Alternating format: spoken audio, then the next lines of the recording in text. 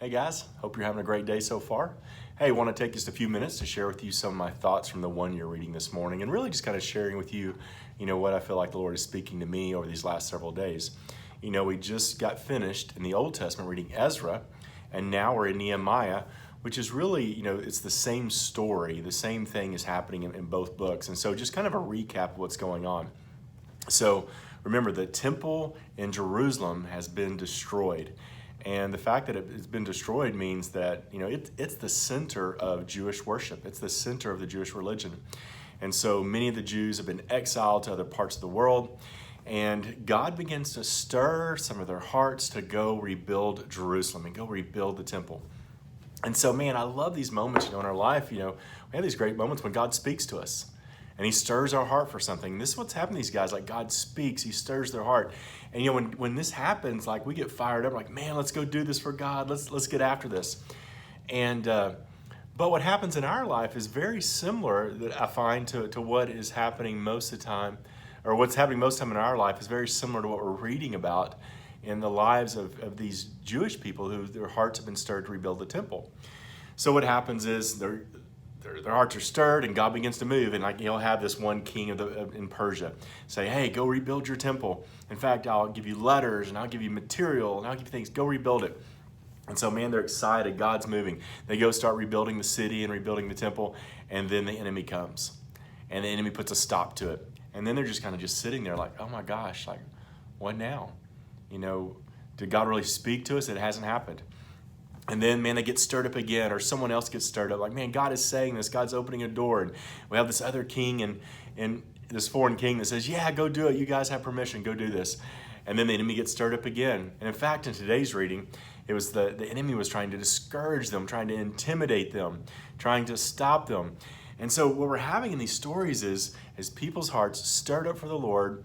Man, they go do whatever they feel like God's calling them to do. And then the enemy comes. We're actually before this, like it's coming together, like you're seeing the vision, you're seeing what God's told you to do, like you're seeing it come to pass. But then the enemy comes and it stops and it gets hard and fear creeps in. And guys, I just want to encourage you this morning that first of all, one of the most encouraging things that I can tell you is that when that happens, that's normal. Like, it sounds really bad, but when I hear Christians who've got to, have a big dream for God, and then they get discouraged and it kind of slows down. Actually, that's very encouraging to me sometimes. I'm not rejoicing in that for them, but it reminds me, like, oh, this is normal. Like, biblically, historically, what's happening going on today is like God stirs our heart for something, but the enemy always wants to come and stop whatever God stirred our hearts for. And therefore, what we thought was going to happen in the next month or the next 2 months or the next year, many times, it gets dragged out and it takes a while. But guys, these are precious times in the eyes of the Lord when he is shaping us, changing our heart and our character, teaching us to trust in him, teaching us that it really isn't going to be in our power that's accomplished. Like, we get fired up for the Lord, we're like, hey, we're going to go do this. When God wants us to see and realize is, no, God's going to do it.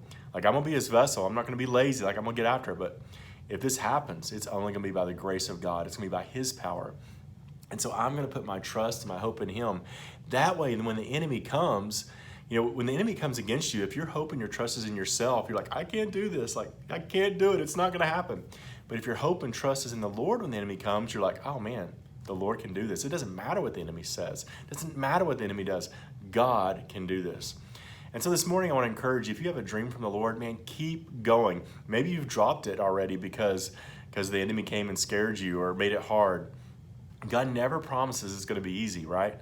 Man, pick that dream back up and then say, God, I'm going to work. I'm going to go for it. I'm going to give it my all. But if it happens, it's because of your power. It's because of your grace. It's because of your goodness. And put the burden on the Lord. He wants to take our burdens, right? Put the burden on the Lord.